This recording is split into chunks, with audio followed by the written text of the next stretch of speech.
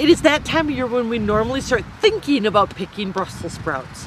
The rule traditionally at JenEhr has been once we have that first frost, about the middle of October, we start picking Brussels sprouts because then they're sweetened by the frost.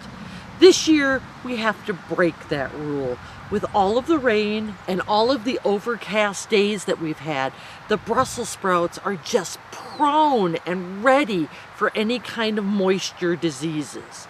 So what we're doing is we're picking our Brussels sprouts now.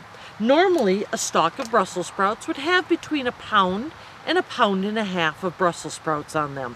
This year we're finding about 2/3 of a pound.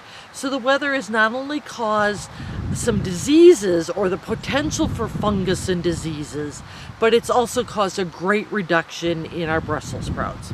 We know that they're not going to taste as incredible as they do after those frosts, when we start picking the 3rd, the 4th week of October, even into November. But if we don't pick our Brussels sprouts now, if we don't get them in your hands, we simply won't have Brussels sprouts. Now here's the other conundrum. They're not going to hold until Thanksgiving.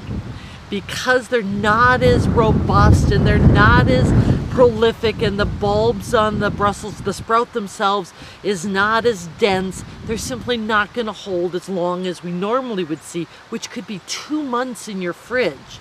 We're not going to see them holding. So we're going to have Brussels sprouts in our CSA shares. We're going to have Brussels sprouts at our farmers market stands, and we suggest that if you want organic Brussels sprouts this year, that you come and get them early. If you're waiting for your Brussels sprouts, if you're buying your Brussels sprouts from the farmer, make sure you ask a couple questions, because many Brussels sprouts that you're seeing later in the season are going to be conventional and they're going to be sprayed. So ask the farmer how many times, how many applications of fungicides were used on their Brussels sprouts, and when was the last application. There's a whole long list of the kind of fungicides that farmers can use on their Brussels sprouts, and I'm not going to go through that list. I don't know which is the best and which is the worst. We choose not to use any of them here, but ask those questions. How many times have these Brussels sprouts been sprayed, and how many times sprayed with fungicides, and when was the last spray?